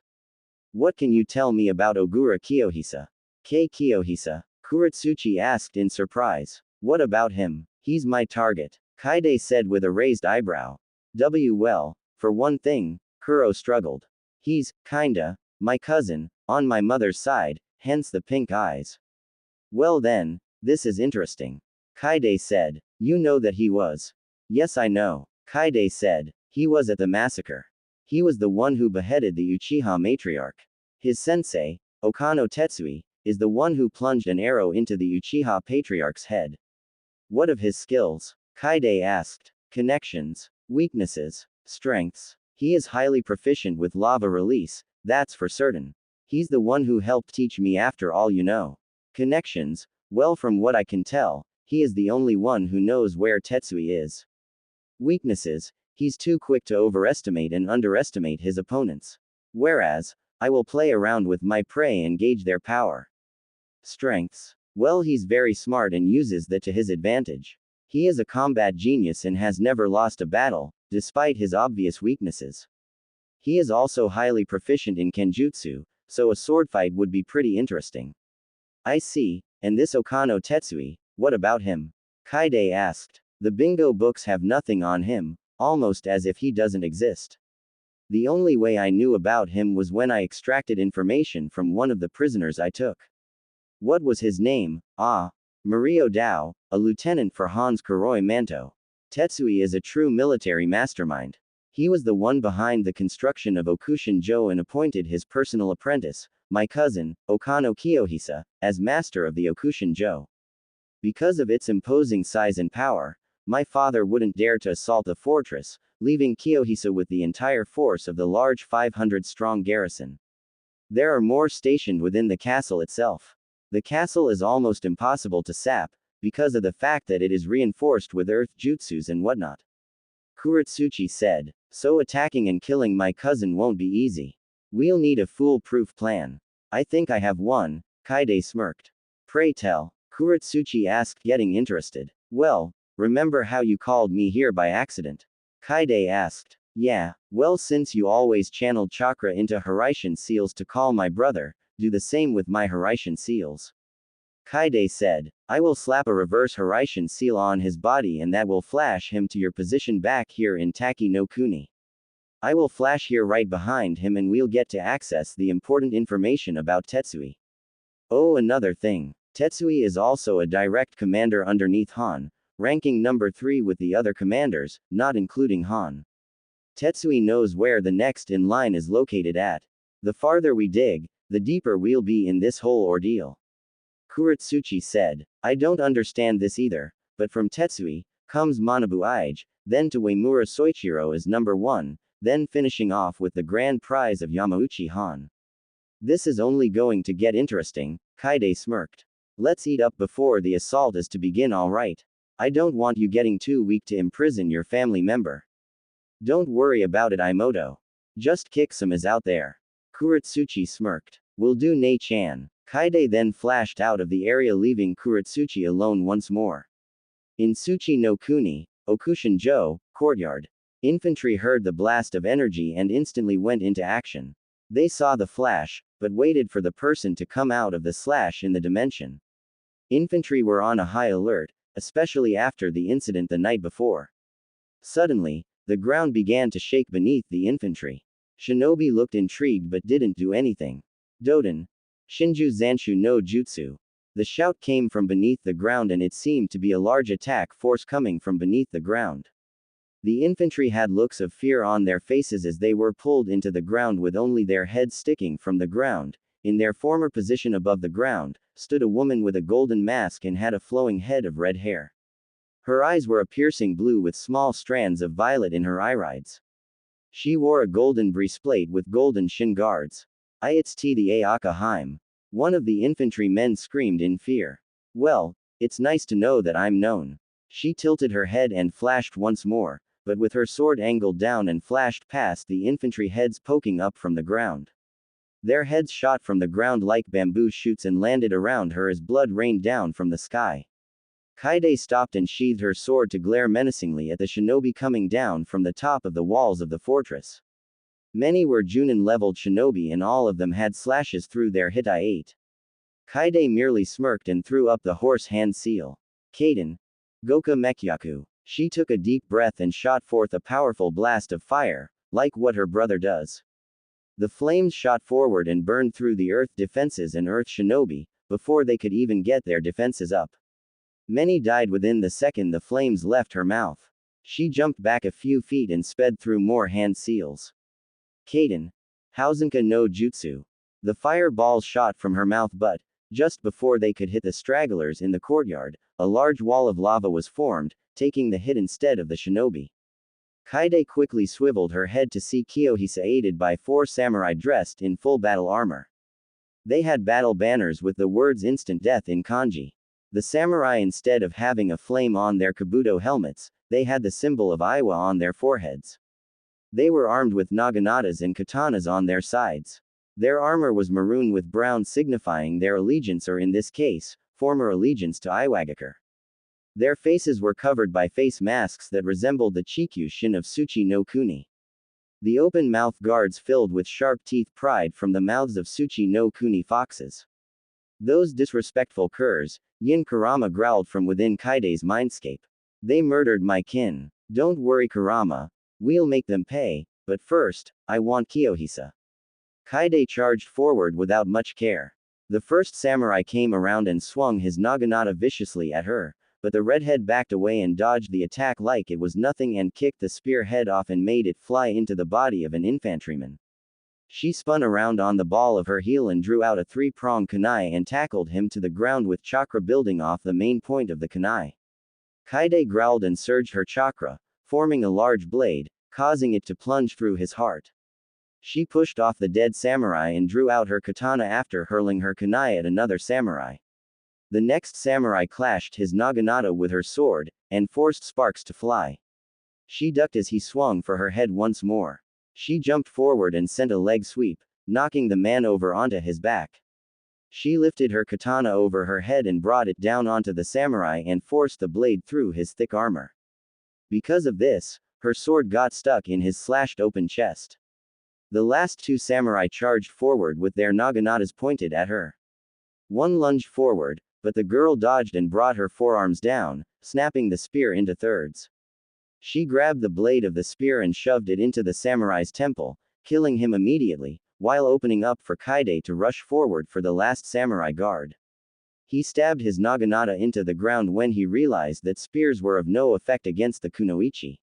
He drew out his katana and slashed forward, cutting off a few strands of hair from her head.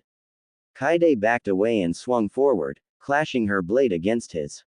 The redhead narrowed her eyes at her situation and smirked. She shut her eyes and 3 pops of smoke were heard. The samurai and Kiyohisa's eyes widened. Once the smoke cleared, it came to reveal 3 other Kaides standing in their battle stances with their katanas drawn. The 3 Kaides reached into their kunai pouches and pulled out a scroll. The original stood in between the 3 clones while the clones opened up the scrolls. Once the scrolls were completely unraveled, it came to reveal a large seal in the center of the sheet with the kanji for kunai. More infantry poured out into the courtyard with shinobi closely following behind. Kaide smirked at her luck. Wait! Kiyohisa screamed once he realized what the scrolls held, but it was too late. After a small pop of smoke from each scroll, Hiraishin kunai began to shoot from the seals in all directions, hitting men, walls, animals, and buildings for the next few minutes. Okushin-jo was pelted with Hiraishin kunai non-stop. But once it did finish, it came to reveal a porcupine state courtyard with wounded infantry and shinobi lying about with 1 or 2 Hiraishin kunai embedded in their chests or other body parts. While a large amount was wounded, there were still hundreds of infantry and shinobi still stationed in the fortress. Hiraishin no Jutsu. Not too long afterwards, Kaide stood in the center of the bloodbath that Okushin-jo had become and smirked at the blood-soaked Kiyohisa. The entire fortress was eradicated of its garrison by 1 person in less than a second. Everything happened so fast. Kiyohisa had never seen anything like it. He shit and pissed his pants from the sheer power of the namikaze. Kaide's red hair waved softly in the ominous breeze flowing through the busted courtyard and ruined walls. There were of course, a few stragglers, but they were too wounded to do anything. Deep gashes and slashes were causing many of the wounded to die from blood loss. There were limbless shinobi and headless infantry. Some were screaming in pain, while others held the same expression they had when they were still alive, fear. It was too fast. Almost as fast as the Kogen no Oji or the Kiroi Senko. The remaining men were horrified of the redhead's skills and many of the remaining died shortly afterwards. Kaide continued to glare at the man in front of her and sheathed her sword. She had a calm pace with her steps and slowly walked up to the shell-shocked Iwa shinobi. Kiyohisa, though, was frozen in place as fear crept in.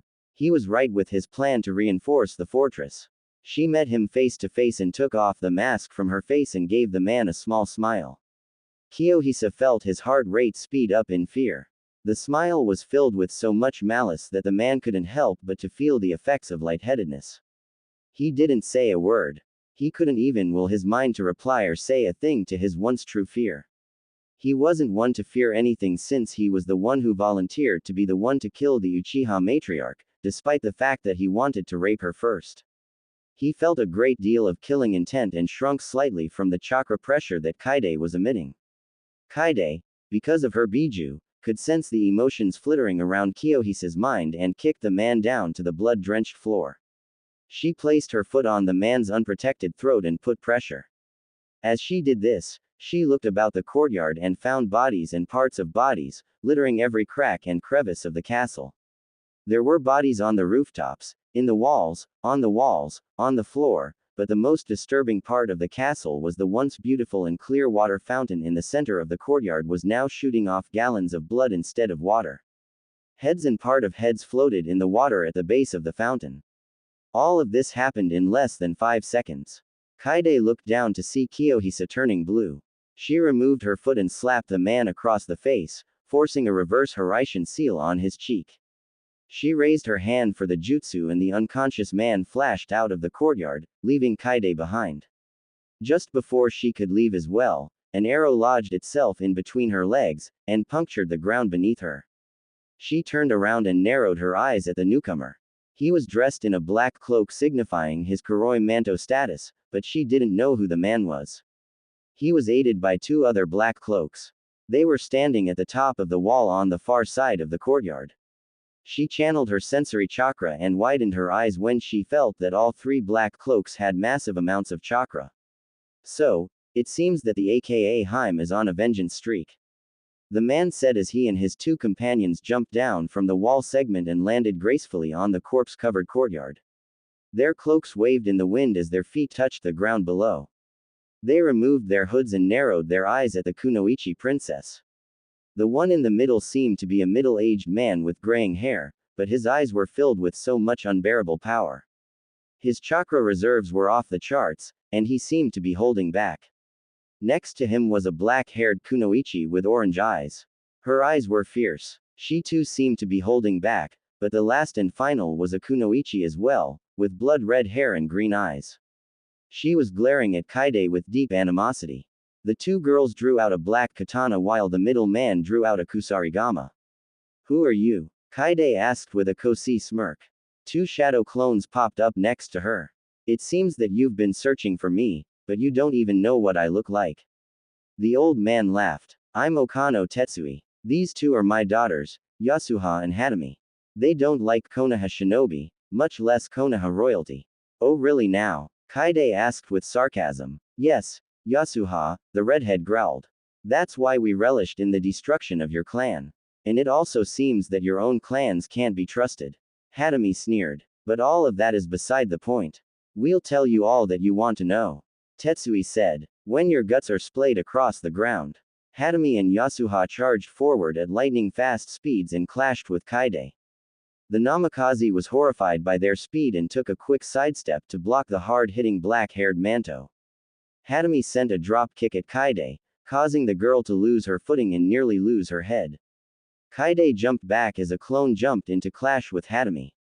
But in the midst of the fighting, Yasuha charged in from the left and sliced at Kaide's side, causing a small gash to form on Kaide's abdomen. The red-headed Namikaze yelped in pain and jumped back a few more feet. She gripped her side to feel a clean cut through her gold armor and into her skin. Good thing it was only a flesh wound. She removed her hand from the cut to see it drenched in her own blood. The girl grunted slightly before focusing her sights on Yasuha. As it was, this apparent Manto is the only person to have ever injured Kaide, let alone scratch her. This put a major dent on the Namikaze's ego. This bitch is going to die, Kaide growled. Kaide channeled the yang chakra of her Biju and vanished into the shadows of the courtyard. Hatami and Yasuha went back to back after disposing of Kaide's other clone. The 2 girls had their weapons held out and stayed steady with their defense. They had no emotion but hate in their different colored eyes. Suddenly from beneath them, a shadow shot from the ground and lodged its fist into Hatami's chin, sending her into the air leaving Yasuha open for attack. Kaide was in a black version of Naruto's Biju cloak and lunged forward with her katana. The Manto suddenly spun around and clashed her blade with Kaide's. The girl's eyes nearly shot from her head in surprise. That can't be. Kaide cried out. Damn it, I'm running really low on chakra. But in her moment of confusion, Yasuha spun around and lodged her foot into Kaide's face and sent the Namikaze flying back. The girl smashed through a building, kicking up a large amount of smoke in her wake. But the surprise was up in the sky. Hadami was flying with her hands outstretched. In her open palms was a three-dimensional cube glowing with a bright intensity. Hadami looked down to her father and received a nod. Jinten. Hakuri no Jutsu. The cube expanded and shot for the Namikaze still in the building. Once the jutsu was finished, Hadami slowly descended down to the courtyard floor and smiled at her sister. Yasuha smiled back and sheathed her sword. But then her right eyebrow twitched slightly. Flash. Yasuha drew her sword once again, this time when her blade clashed with Kaide's, the Namikaze's sword shattered completely, leaving Kaide with a metallic stump. Kaide's heart lurched at the sight of her favorite sword shatter before her eyes. Kaide was hit by a roundhouse kick from Hadami and sent flying into a pile of dismembered bodies. You know, Yasuha smirked. I thought the aka Haim would be more of a threat. Indeed, sister. Hadami smirked. I wonder if her comatose brother could put up more of a fight than this disgrace of a princess. TCH, Kaide grunted. Don't fucking underestimate me. The red-headed girl revealed her mother's side and charged for the two Iwa Manto girls. The Namikaze was seeing red and let her rage get the best of her. Kaide swung for Yasuha, but the red-headed Iwa Kunoichi simply sidestepped the attack and let Kaide stumble over a dismembered arm beneath her. Who taught you this atrocious fighting style? Hadami asked from the sidelines. I bet her mother did. Yasuha and Hadami started giggling.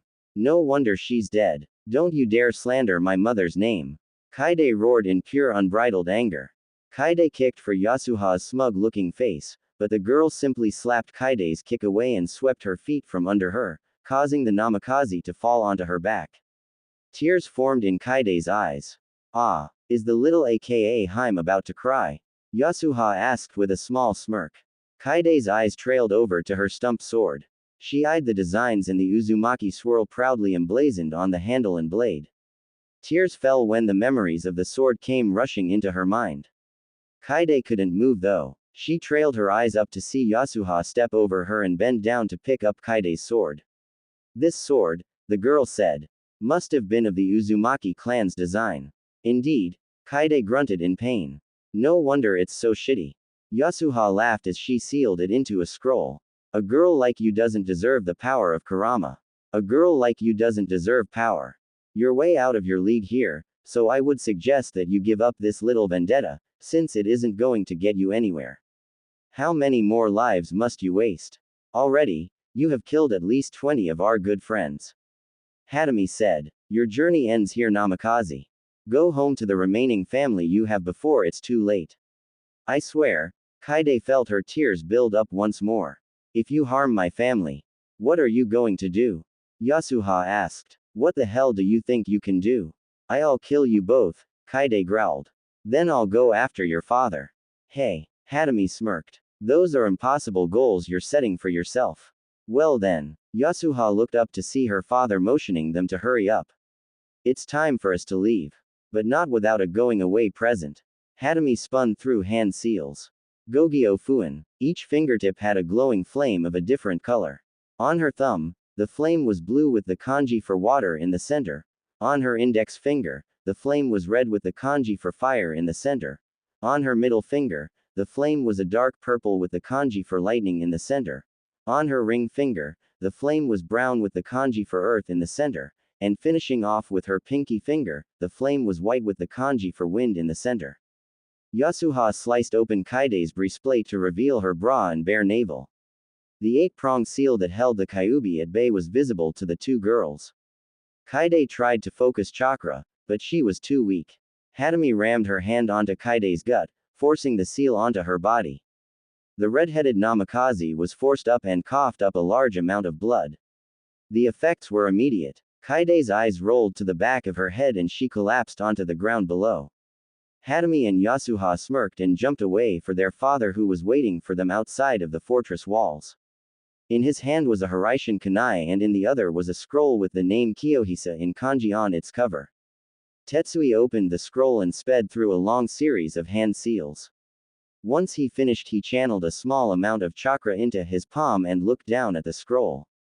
The contents of the scroll was the name of Kiyohisa and a large abundance of seals that were drawn around his name. Tetsui slammed his palm down onto Kiyohisa's name and channeled the chakra and smiled at the result. Once the old man removed his hand from the scroll, it came to reveal an empty space in the center of the scroll where Kiyohisa's name once was. Tetsui smirked at his handiwork and motioned for his two daughters to follow him out of the area.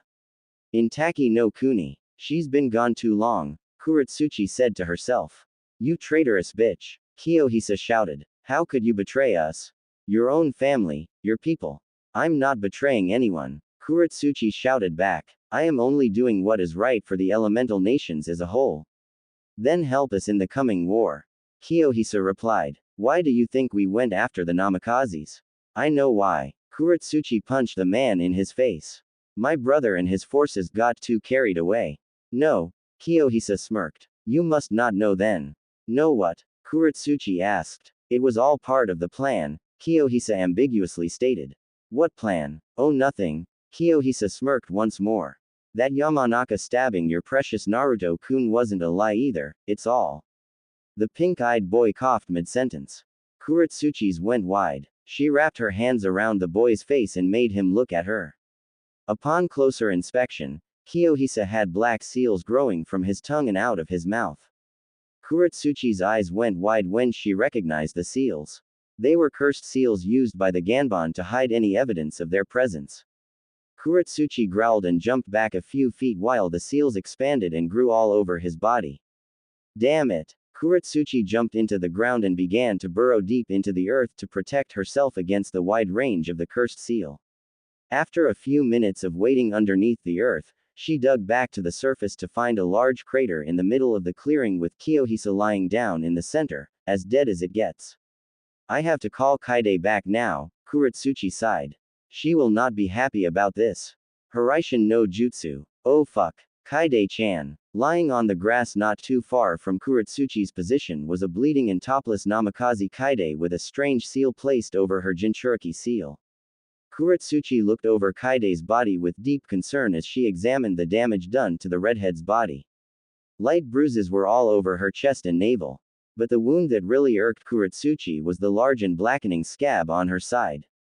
Thanks for listening. In the next part. In the meantime, please leave a review. I would love to hear your feedback. Especially if it helps me improve the overall story.